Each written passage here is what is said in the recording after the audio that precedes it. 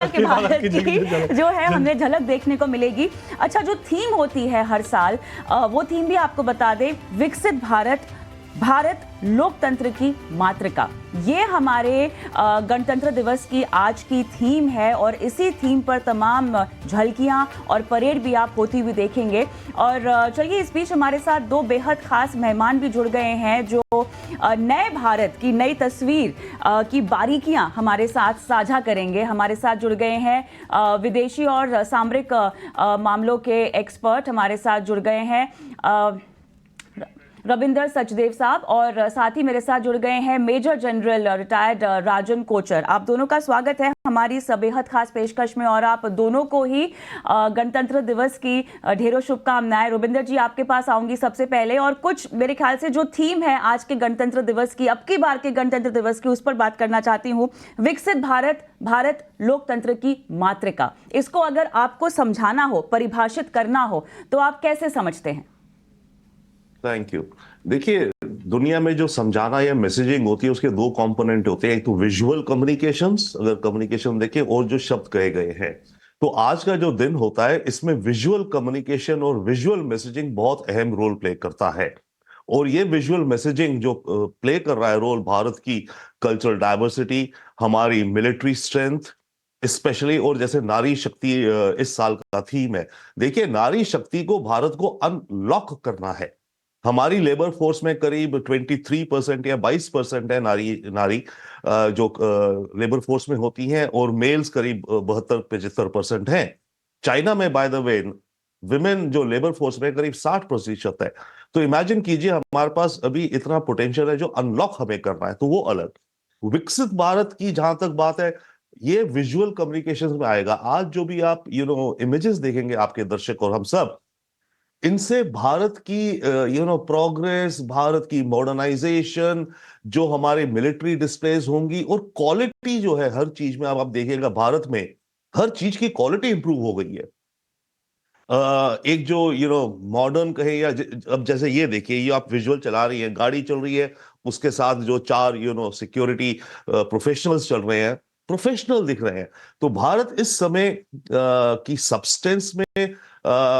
Substance में दम है और बढ़ रहा है पोटेंशियल। हम एक क्रिटिकल मास पे पहुंच गए एक तरह से, कि अब भारत की जो प्रोग्रेस है, वो जो डेवलपमेंट है, वो तेजी से होगी, क्योंकि मल्टीपल फैक्टर्स कनेक्ट हो रहे हैं उस प्रोग्रेस को ले जाने के लिए। और लास्टली परहैप्स अगेन, ये जो आज का दिन है, इस तरह की स्पेक्टिकल दुनिया में बहुत कम रही है, ऐसी किसी में है ही नहीं। अव्वल तो लार्जेस्ट डेमोक्रेसी हमारे बाद कोई और अमेरिका में नहीं होती। ट्रंप बड़ा प्रयास कर रहे थे, ट्रंप इतने इंप्रेस हुए थे हमारी रिपब्लिक डे परेड की विजुअल्स को देख करके। उसने प्रयास करा था कि क्यों हमारे वॉशिंगटन डीसी में क्यों नहीं होती ऐसी, फॉर वॉट एवर रीजन नहीं हुई वहां पर। तो दुनिया में इस तरह की display of let's say power, democracy, culture, diversity, इतनी डाइवर्सिटी है जो किसी देश में नहीं है, और भारत उसको ला करके सेंटर स्टेज पे रखता है। हम खुद अपने को रिमाइंड करते हैं, एक्चुअली दुनिया को तो छोड़िए, हम सब अपने को रिमाइंड करते हैं और सेलिब्रेट करते हैं कि हमारे देश में इतनी डाइवर्सिटी है और इतनी अलग अलग चीजें अब हो रही हैं। हर हर फ्रंट पे आप ले लीजिए, कुछ ना कुछ आपको नया होता दिख रहा है। से और कविता, यही सबसे बड़ी खासियत है। रविंद्र सचदेव जी नमस्कार, जय हिंद, मनीष बोल रहा हूँ। और उन्होंने देखो जिस तरीके से वो जब भी आते हैं ना शो पे, वो एंकर की भूमिका में भी होते हैं, खुद हर विजुअल को डिस्क्राइब करते हैं कि देखिए इस विजुअल का मतलब ये है, और अगले कुछ घंटों तक हमारे साथ रहेंगे और वो इसी तरह से बताते रहेंगे। मेजर जनरल राजन कोचर जी भी हमारे साथ जुड़ चुके हैं। सर जय हिंद। आज जिस तरीके कहीं ना कहीं जो राजपथ कर्तव्य पथ में बदल चुका है, वो इस बात का संकेत है कि हिंदुस्तान और मजबूत हो रहा है। इस बात का संकेत देता है हर साल कि अब भारत जो है कहीं ना कहीं दुनिया में एक ऐसे लीडर के तौर पे सामने निकल के आया है जिसके साथ दुनिया एकजुट होना चाहती है, जिसके साथ हर देश अपने संबंध को कायम करना चाहती है। डिफेंस सेक्टर में हमने बहुत बड़ा बदलाव देखा है। आप कैसे देखते हैं सबको? देखिए, सबसे पहले मैं आपको और आपके व्यूअर्स को 75th रिपब्लिक डे सेलिब्रेशंस की बधाई देता हूं, और मैं ग्रेटफुल हूं कि आपने मुझे अपने प्रोग्राम में बुलाया।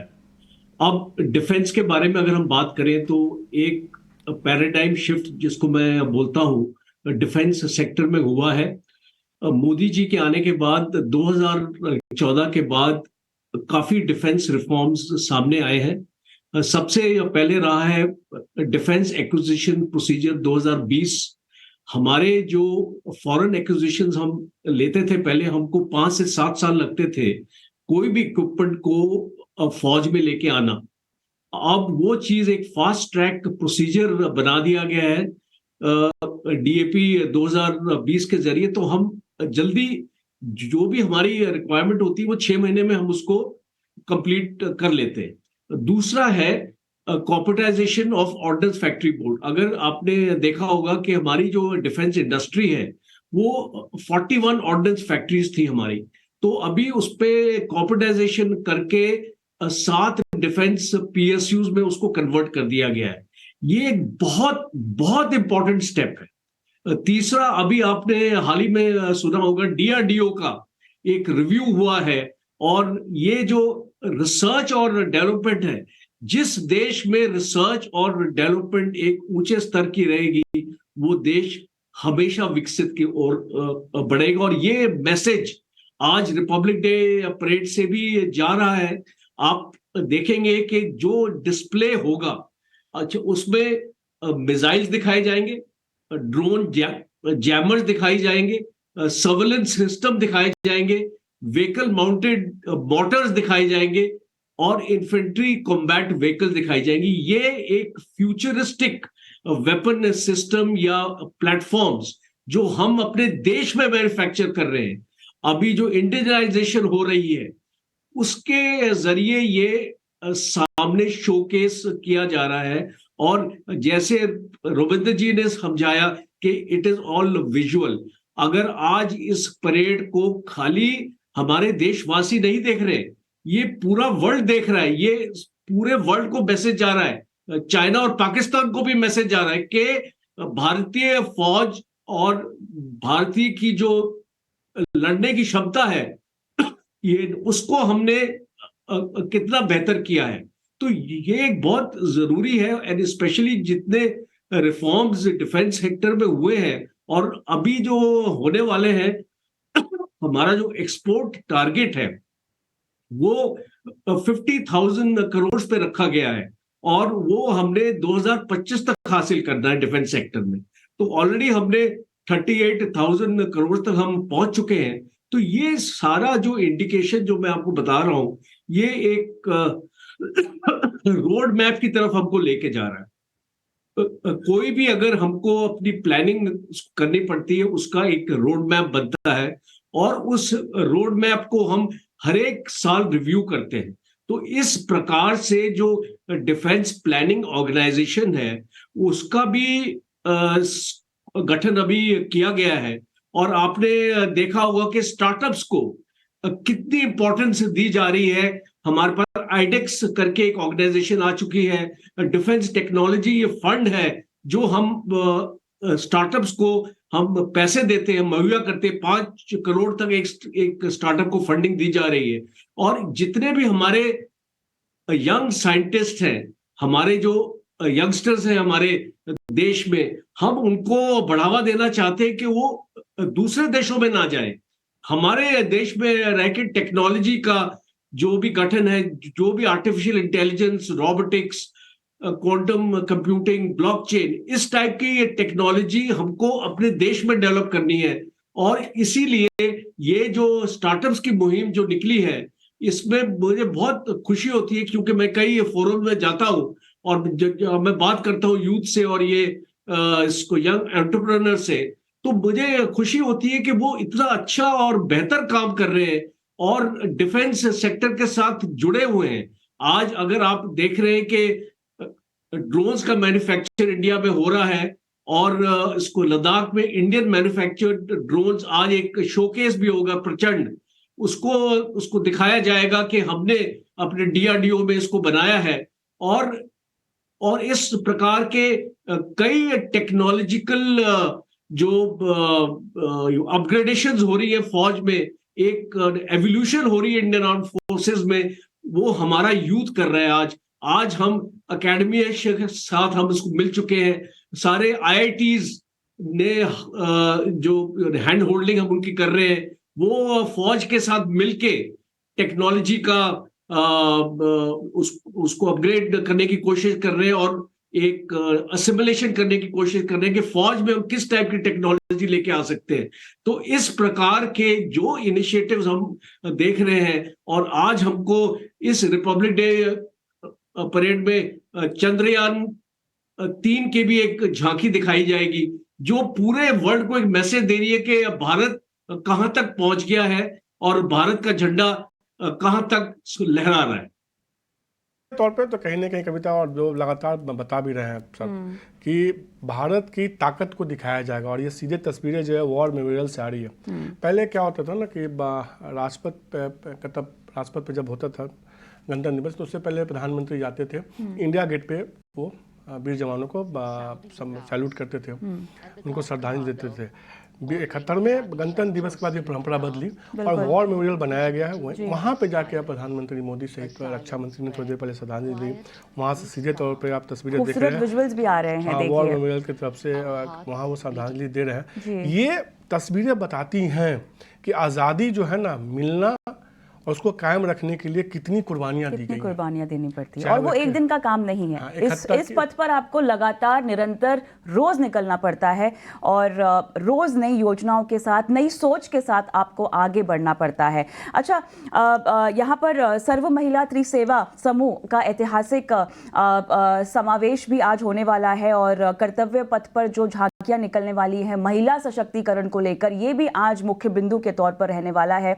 26 झांकियां हैं जो प्रदर्शित करेंगी कि कैसे सामाजिक आर्थिक गतिविधियों की अगर हम बात करें तो महिलाएं जो हैं वो कैसे आगे बढ़ रही हैं, उनका योगदान कैसे बढ़ रहा है। रुबिंदर जी, एक तो ये पहलू जो कि आज हम विकसित भारत की जो नई तस्वीर देख रहे हैं, बढ़ते बदलते भारत की जो नई तस्वीर का एक नमूना भी पेश किया जाएगा झांकियों में, इसका हमें एक सांकेतिक अगर हम मुझे समझना हो, मैसेज समझना हो दुनिया भर के, तो वो क्या निकलेगा। और साथ ही एक और सवाल जोड़ रही हूँ, जिस तरह से फ्रांसीसी राष्ट्रपति का चुनाव किया गया है और फ्रांसीसी सैन्य दल में भारत का प्रतिनिधित्व भी होगा जो आज, इसको भी हम संकेत के रूप में अगर समझना चाहें तो क्या कुछ निकल कर आ रहा है? बहुत सारे क्वेश्चंस हैं, बट लेट्स से कोशिश करते हैं कुछ एड्रेस करने का।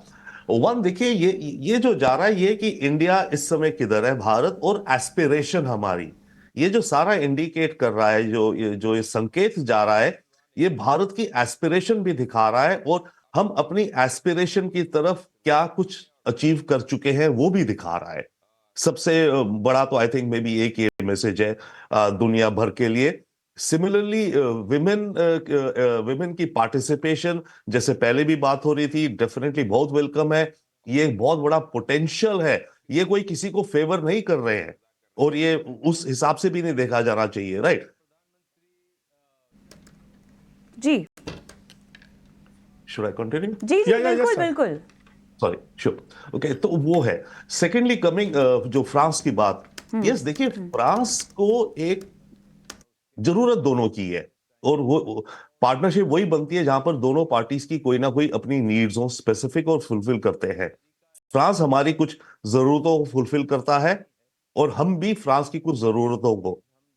हम बहुत बार ये कहते हैं कि फ्रांस से हमें क्या मिल रहा है, बट फ्रांस को हमसे क्या मिल रहा है, ये देखिए ना। पिछले 2 या 3 सालों में फ्रांस को करीब $100 बिलियन इंडिया से ऑर्डर्स मिले हैं, राफेल जेट्स को लेकर के, और सिविल एविएशन में एयरबस इंडस्ट्रीज को लेकर के, राइट। तो फ्रांस को बिजनेस मिलता है भारत से, वन, बहुत बड़ा। सेकेंडली, फ्रांस अपने को एक वर्ल्ड पावर समझता है। इंडो पैसिफिक जो रीजन है, यहां पर अमेरिका से ज्यादा टेरिटरी जो आइलैंड्स की है वो फ्रांस की है। इंडो पैसिफिक रीजन में करीब 1 मिलियन फ्रेंच सिटीजन्स रहते हैं इन आइलैंड्स पर। तो फ्रांस अपने को एक, हाँ जी बिल्कुल सर। चूंकि रविंदर जी, आपका, जहाँ तक मैं आपको जानता हूँ, पिछले कई दशकों का आपके पास अनुभव है सीधे तौर पे सामरिक मामलों का। हमने देखा है कि एक नैरेटिव जो है ना कहीं अब चेंज हुआ है इस पूरी दुनिया में। आप देखें तो पहले 2 ताकतें थी, एक शुरुआत में हमने देखा कि रूस और अमेरिका ताकत बन के निकली, बाद में हमने देखा ये चेंज हुआ, चीन और अमेरिका बन के निकली। अब कहीं ना कहीं खासतौर पे पोस्ट कोरोना एक ट्रेंड बदलता हुआ दिखा है कि चाइना प्लस एक कंट्री के तौर पे बात किया जा रहा है। और एशिया में अगर कोई एक देश पूरी दुनिया की तरफ से, चाहे वो अमेरिका हो या रूस हो, सबसे ज़्यादा पसंदीदा बन के निकला है वो तो भारत है। और बीते 10 सालों में ये ट्रेंड सबसे ज़्यादा बदला है। इसको आप कैसे देखते हैं? Definitely yes. आपने जो मेंशन करा चाइना प्लस, देखिए कोविड के बाद, और देखिए एक रेस जो सबसे बड़ी चल रही है वो अमेरिका और चाइना की चल रही है। अमेरिका नंबर 1 है, चाइना नंबर 2 है। चाइना कहता है मैं 1 बनूंगा, रोक सको तो रोक लो, और अमेरिका पूरा प्रयास कर रहा है उसको रोकने के लिए। ये चल रहा है एक बिग पिक्चर में, राइट। सेकेंडली, सॉरी क्या क्वेश्चन था?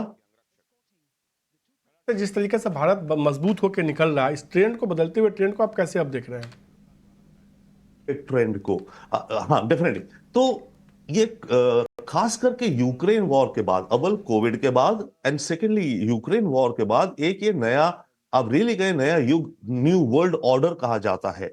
मैं इसे ऑर्डर नहीं, मैं इसे कहता हूं मैट्रिक्स। मेरे पास मॉडल है, अभी आपको उठा के दिखाऊंगा। इसमें क्या हो रहा है, अलग अलग पार्टनरशिप्स बन रही हैं, कॉम्पिटिशंस हो रहे हैं, दुनिया कुछ भागों में बंटती जा रही है। अब ऐसे सारे में इंडिया का एक रोल बहुत अहम हो जाता है। हम सबसे बड़ी पॉपुलेशन आबादी है दुनिया की, हम सबसे यू नो फास्टेस्ट ग्रोइंग जो बिग इकोनॉमीज है उनमें से अब हम हो गए हैं। हम अगर 7% पे चलते रहे तो हमारी एक मार्च बहुत स्ट्रांग शुरू हो गई है, राइट। ऐसे में सबको इंडिया से पार्टनरशिप भी चाहिए और हमें भी पार्टनरशिप चाहिए।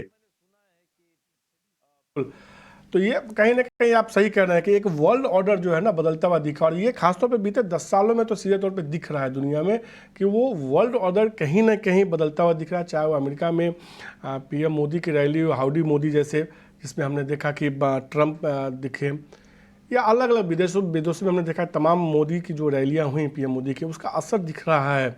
और एक नए कह सकते हैं कि एक वर्ल्ड ऑर्डर के तौर पे जिसमें कि भारत मजबूती से उभरा है। इतना ही नहीं, लोकप्रिय नेता के तौर पर भी मोदी उभरे हैं। आप दुनिया भर में जो छवि है भारत की, वो इनकी लोकप्रियता से, और उससे भी ज्यादा जिस तरह की पॉलिसी को लेके कदम, कोविड मेरे ख्याल से एक बहुत बड़ी सक्सेस स्टोरी भारत के लिए साबित हुई है, जो दुनिया भर के सामने हमने रखी है। और इसकी वजह से भारत को लेके जो सोच, जो जो जो जो एक अलग तरह की अप्रोच थी दुनिया भर के नेताओं की, उसमें बदलाव आता हुआ हमने देखा। सबसे बड़ा हमने ये ट्रेंड देखा जब रूस और यूक्रेन वॉर चल रहा था।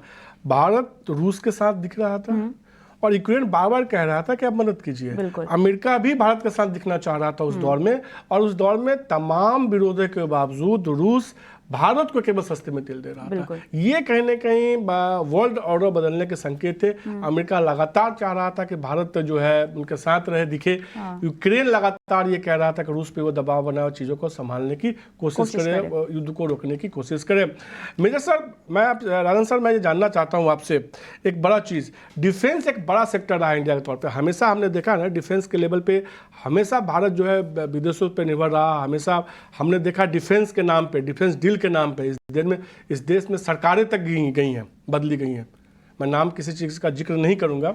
अब चूंकि आपने उस समय को देखा है, अब के समय को देख रहे हैं, डिफेंस में जिस तरीके से हम मेड इंडिया में बढ़ रहे हैं, लगातार एक के बाद एक जो है डिफेंस में हम आत्मनिर्भर बन रहे हैं, इसको आप अब कैसे देखते हैं? देखिए, अभी एक बहुत बड़ा बदलाव हमने फौज के अंदर ही देखा है। एक फौज में एक ऑर्गेनाइजेशन का भी गठन किया गया, आर्मी डिजाइन ब्यूरो। ये एक ऐसी ऑर्गेनाइजेशन है जो सिविल और प्राइवेट सेक्टर के साथ मिलकर काम करती है, और जो भी टेक्नोलॉजी फौज को चाहिए या जो भी इक्विपमेंट सिस्टम या कोई भी प्लेटफॉर्म चाहिए, तो हम सिविल सेक्टर के साथ आज हाथ मिला रहे हैं। ये एक बहुत बड़ा बदलाव हुआ है जो मेरे टाइम, जब मैं 1981 में कमीशन लिया था फौज में, उस टाइम पे हम प्राइवेट सेक्टर, हमारा जो नेहरूविन मॉडल था, वो रशिया के बाद, जब हमने 1962 के बाद जो ये मॉडल इसको बना था, उसमें हम प्राइवेट सेक्टर को दूर रखते थे। हम सोचते थे कि ये एक बहुत ही स्ट्रेटेजिक सेक्टर है डिफेंस, और इसकी जो सीक्रेट्स हैं या जो भी टेक्नोलॉजी है वो बाहर हम उसको शेयर नहीं कर सकते प्राइवेट सेक्टर के साथ, उसकी वजह से ग्रोथ नहीं हो पाई डिफेंस सेक्टर में। और इसीलिए हम देखते थे कि हमारी जितनी भी इक्विपमेंट है 70% इक्विपमेंट है रशियन ओरिजिन की है, और आज हमको प्रॉब्लम हो रही है उस इक्विपमेंट को मेंटेन करने के लिए, क्योंकि रशिया की लड़ाई हो गई और उसको यूक्रेन से, और वहां से स्पेयर्स आने बंद हो गए। तो ये चीज को लेके अगर हम अभी आगे बढ़ेंगे, आत्मनिर्भर भारत की आपने बात करी, आपने मेक इन इंडिया की बात करी, तो अभी जो कोई भी मैन्युफैक्चर इंडिया में होगा उसकी 50% इंडिजिनाइजेशन इज अ मस्ट। इसका मतलब कि जो भी उसमें मटेरियल लगेगा या स्पेयर लगेंगे, टेक्नोलॉजी लगेगी, उसका 50% उसका भारत में ही मैन्युफैक्चर होना अनिवार्य है। तो इस पॉलिसी के बाद हमने ये देखा है अभी जो पिछले 5 साल से मैं देख रहा हूं, और ये डिफेंस एक्विजिशन प्रोसीजर 2020 से लागू हुआ है, तो आप 4 साल मान के चलिए, हमने इन 3-4 साल में बहुत बदलाव देखा है फौज के प्रोसीजर्स में, फौज की एक्विजिशन में। और अब मैं आपको एक एग्जांपल देता हूं, हम जब चाइना बॉर्डर पे थे 2 साल पहले, जब 2020 में चाइना वहां पे पहुंचा था, और हमको इसको जरूरत थी अल्ट्रा लाइट होवाइजर्स की, हमको जरूरत थी एयरक्राफ्ट्स की, हमको हेलीकॉप्टर अटैक हेलीकॉप्टर्स की जरूरत थी। हम सब ये सारी चीजें 3 महीने के अंदर अमेरिका से हमने ली है। और ये हम एक्चुअली सोच नहीं सकते थे पहले कि हम इतनी जल्दी एक्विजिशन भी इंडियन आर्म फोर्सेस भी या मिनिस्ट्री ऑफ डिफेंस में हो पाएगा। और दूसरा है कि vice chief of army staff को 200 करोड़ तक पावर दे दिए गए हैं कि वो अपना कोई भी चीज अगर खरीदना चाहते हैं वर्ल्ड में कहीं पर भी अवेलेबल हो, 200 करोड़ का उनका बजट है, वो एक फास्ट ट्रैक प्रोसीजर में खरीद सकते हैं। तो इसलिए आज हम देख रहे हैं कि हमने चाइना का मुकाबला किस तरीके से किया है, और चाइना ने हिमाकत नहीं की है, स्पेशली एलएसी में 2020 के बाद ऐसा कोई मेजर इंकर्जन नहीं हुआ है चाइना की तरफ से। तो ये सब एक आपको इंडिकेशन देता है कि डिफेंस सेक्टर में कितना एक्चुअली बदलाव आया है। और अभी हम जब सीधे तौर पे आप देख सकते भारत की बात हैं, मेरा साहब, सीधे तौर पे आप देख सकते हैं कि कर्तव्य पथ पे प्रधानमंत्री मोदी पहुंच चुके हैं। वहाँ आप तमाम बड़े कैबिनेट मिनिस्टर्स को देख सकते हैं, चाहे वो गृह मंत्री अमित शाह हो, चाहे आप देख सकते हैं विदेश मंत्री एस जयशंकर हो, नितिन गडकरी जी को आप देख सकते हैं, रूरल एंड ट्रांसपोर्ट मिनिस्टर है, तमाम लोगों से मिल रहे हैं। और ये एक ऐसा मौका होता है जिसपे देश अपने उस ताकत को महसूस करता है, उस आज़ादी को महसूस करता है जो उसने काफ़ी मेहनत से पाई है, उस आज़ादी को महसूस करता। आज कविता, मैं और आप यहाँ आराम से एंकरिंग कर रहे हैं, बातें कर रहे हैं, तो उसकी वजह यह है कि कोई सीमा पे जो है हमारे लिए सुरक्षा कर रहा है। अब आप देख सकते हैं देश के उपराष्ट्रपति को पहुँचते हुए यहाँ पे प्रधानमंत्री मोदी ने उनका स्वागत किया। इसके बाद जो है राष्ट्रपति द्रौपदी मुर्मू जी, महामहिम द्रौपदी मुर्मू जी पहुँचेंगी, उनके साथ जो मुख्य अतिथि हैं फ्रांस के एमुअल मैक्रो, वो पहुँचेंगे। और उसके बाद औपचारिक तौर से कर्तव्य पथ पे आप पैरेड की शुरुआत होगी। बिल्कुल। और जिस तरह से हम इस पूरे जश्न को मना रहे हैं, 77,000 लोग, हम सब जानते हैं दिल्ली में क्या ठंड का कहर है, क्या माहौल है, उसके बावजूद भी लोग आए हुए हैं। 42,000 सीट्स जो हैं वो जनरल पब्लिक के लिए जो है वो रिजर्व की गई हैं। अच्छा, अगर झांकियों की बात करें, ये देखिए क्या शानदार तस्वीर है। ये वो उस विरासत, उस परंपरा को बताता है कि भारत आधुनिकता के साथ साथ एक जिस परंपरा को निभाता है, ये शानदार लाव लश्कर के साथ, ये हिंदुस्तान में ही देखने को मिलेगा। बिल्कुल बिल्कुल बिल्कुल। मेजर जी, बेहतरीन तस्वीरें। राष्ट्रपति जी अब अपने वहाँ से, अपने राष्ट्रपति भवन से निकल के कर्तव्य पथ की ओर जाते हुए जहाँ पैरेड होना है वहाँ पहुँच रही हैं। उनके साथ जो है मुख्य अतिथि इमैनुअल मैक्रों हैं। तो हाँ कविता बताइए, मतलब 90 मिनट का ये जो पूरा कार्यक्रम है, मुझे बताइए आपको किस पल का इंतजार है? मुझे तो झांकियां हैं, हर पल का इंतजार है, पर मुझे तमाम झांकियां, भले ही वो इसरो की हो या महिला सशक्तिकरण को लेकर हो, इन मिशन तमाम चंद्रयान। झांकियों का, हाँ, मिशन चंद्रयान, उसका भी इंतजार है। रविंदर जी, 90 मिनट के इस पूरे परेड में, इस पूरे आयोजन में आपको किस पल का इंतजार है? अगर मुझे 3 पल आपसे जानने हो तो, वैसे तो पूरा ही ये आयोजन खास है पूरे देश के लिए, पूरी दुनिया के सामने हम अपना शक्ति प्रदर्शन कर रहे हैं, आपको क्या देखना है, किस बात के लिए आप उत्सुक हैं? मैं इंटरेस्टिंग क्वेश्चन। मैं उत्सुक हूं कि क्या नई चीज या क्या नॉवेल्टी पेश होती है। देखिए, हमें पता है कुछ स्टेट्स की तो झांकियां होती हैं। अब बात है कि कुछ वो कल्चरल हो गई, राइट, वो तो ठीक है, वो हमें सेलिब्रेट करना है। एक तो उसको सेलिब्रेट करने के पल हैं जो हमारी कल्चरल झांकीज हैं। But secondly I am interested to see कि कौन सी एजेंसीज किस तरह का अपना वो निकालती है, टैब्लू निकालती है, और क्या प्रोजेक्ट किया जा रहा है। कुछ चीजें हमें पता है, जैसे आप कह रहे थे चंद्रयान का होगा, हो सकता है आई मीन वाटर का, हर घर जल टाइप दिस थिंग। तो क्या पॉइंट्स हैं जिसको प्रेजेंट किया जा रहा है, क्योंकि वो दिखाएगा कि भारत किन चीजों पे एम्फसाइज कर रहा है और या किन चीजों पे हम बहुत कुछ अचीव कर चुके हैं। मैं क्विकली आता हूं इस पे, डिफेंस पर एक बात मैं कहना चाह रहा था। देखिए, आज की दुनिया में अमेरिका का और नेटो देशों का गोला बारूद का स्टॉक खत्म हो रहा है। सबसे बड़ा क्राइसिस ये है इस समय। ओके, यूक्रेन वॉर को लेके अमेरिका देता जा रहा था, नेटो की कंट्रीज दिए जा रही थी। अपने जो उनके मिनिमम स्टॉक होने चाहिए अपने देश में, उनमें कमी आ गई है।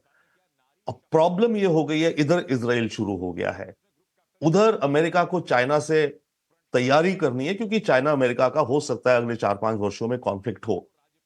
तो प्रॉब्लम ये हो गई है यूरोपियन और अमेरिकन डिफेंस को कि उनके पास एमुनेशन नहीं है। उनको दुनिया में एक ऑर्डिनेंस फैक्ट्री चाहिए। अभी बात हो रही थी, जनरल कोचर कहते हैं ना ordnance factory. By the way, मेरे फादर एक ऑर्डिनेंस फैक्ट्री में ही थे। तो इस समय हमारे पास बहुत बड़ा एक्सपोर्ट पोटेंशियल है सीधे तौर डिफेंस पर की, जो हम जी मैन्युफैक्चरिंग करें, क्योंकि उसकी जरूरत है इनको अर्जेंटली। और इसीलिए अमेरिका फॉर एग्जांपल जो टेक्नोलॉजी ट्रांसफर कर रहा है, जीई इंजन की कर रहा है। अभी फ्रांस का भी इनफैक्ट सैफरॉन का जो इंजन है उसकी भी टेक्नोलॉजी ट्रांसफर की बात हो रही है, या को डेवलपमेंट की। ये देश इसलिए कर रहे हैं क्योंकि इनको अब एक लो कॉस्ट मैन्युफैक्चरिंग बेस भी चाहिए। जिस तरह से जूते चप्पल, कंज्यूमर गुड्स, शर्ट्स वर्ड्स के लिए अमेरिका ने चाइना को अपनी फैक्ट्री बना लिया था और चाइना की ग्रोथ वहां हुई, राइट।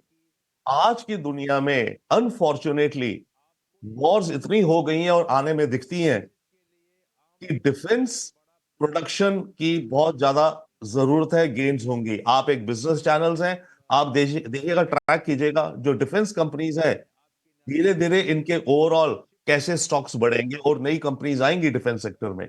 अनफॉर्चुनेट बात है। रविंदर जी, मैंने आपको दुनिया हमेशा में ना है। सुना है डिफेंस पे बताते हो, लेकिन जिस तरीके से आज आपने शेरों की बात की ना सर, मजा आ गया। तो रविंदर साहब, हम ये कह सकते हैं कि डिफेंस के मामले में भी भारत जो है एक ग्लोबल मैन्युफैक्चरिंग हब के तौर पे उभर सकता है, इसकी तगड़ी संभावना है। जी हाँ, उभर सकता है। हमारे पास अपॉर्चुनिटी है। दो चीजें हैं, एक तो हमारी जरूरत है अर्जेंट अपने देश के लिए, अपनी नेशनल सिक्योरिटी के लिए, और दूसरा बाय चांस ये हो गया कि दुनिया में इस समय शॉर्टेज है, दुनिया को अर्जेंट जरूरत है। 155 मिलीमीटर के जो आर्टिलरी शेल्स हैं, इस समय सोने की कीमतें बिक रहे हैं दुनिया में। ओके, पाकिस्तान से लिए जा रहे हैं, यूक्रेन भेजे जा रहे हैं, कहां से कहां जा रहे हैं, साउथ कोरिया से लिए जा रहे हैं। अमेरिका ने जिन जिन कंट्रीज को बेची हैं ये चीजें, उनसे वापस ले रहा है कि मुझे थोड़ी दो ताकि हम यूक्रेन में भेजें। और ये देश अपने को फर्दर आर्म करना चाह रहे हैं। यूरोप के सारे देश नेटो के अपना डिफेंस बजट बढ़ा दिया है।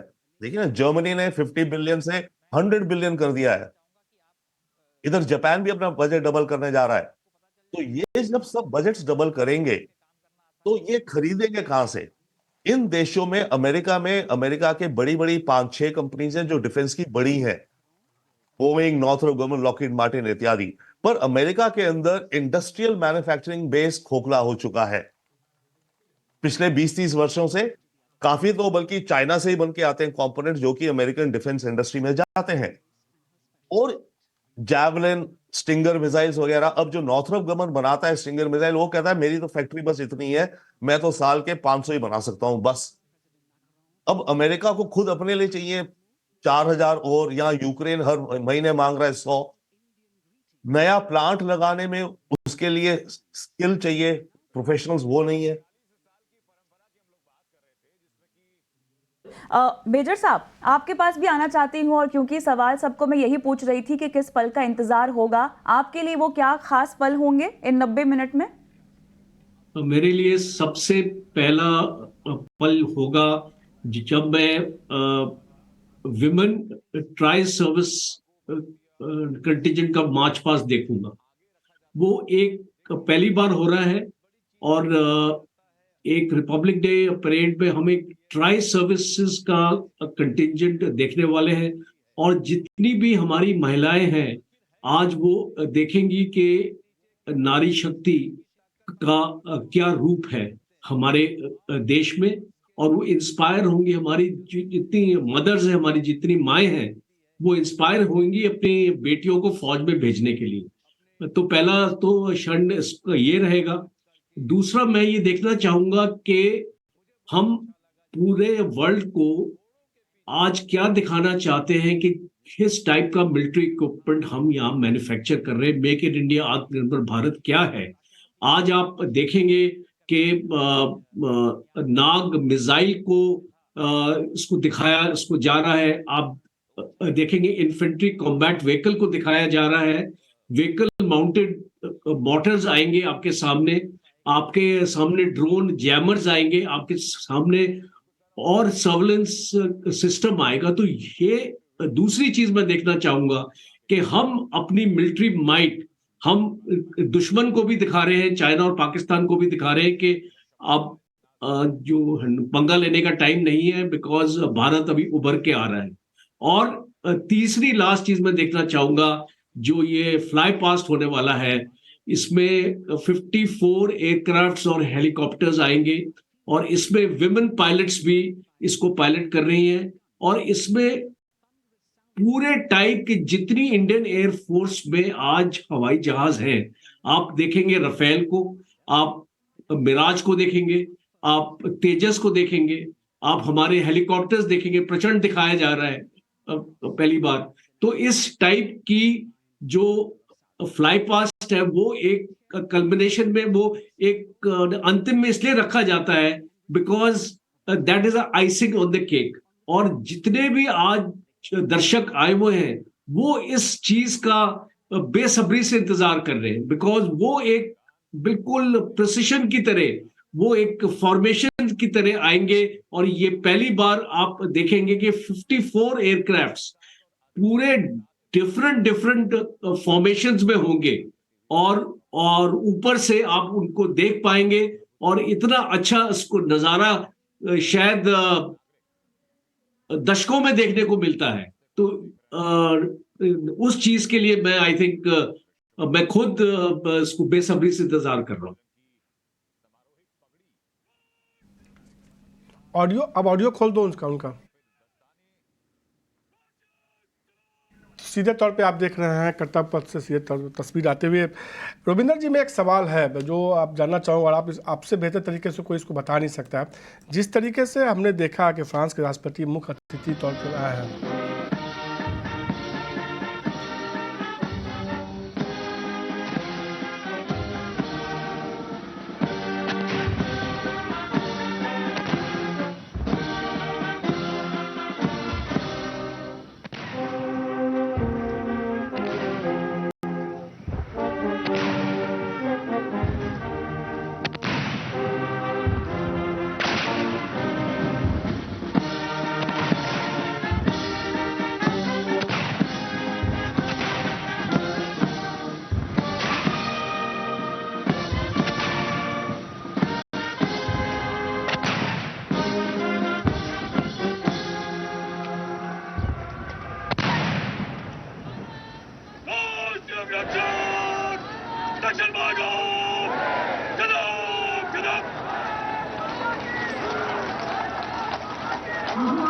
President's bodyguard now moving away from the saluting base, and of course they will be back for the closing part of the ceremony once again Kavita, to escort जय हिंद। जय the Hind. President of India, आप सभी को एक their बार फिर Supreme से Commander, गणतंत्र to दिवस की official ढेरों residence, शुभकामनाएं। the Rashtrapati Bhavan.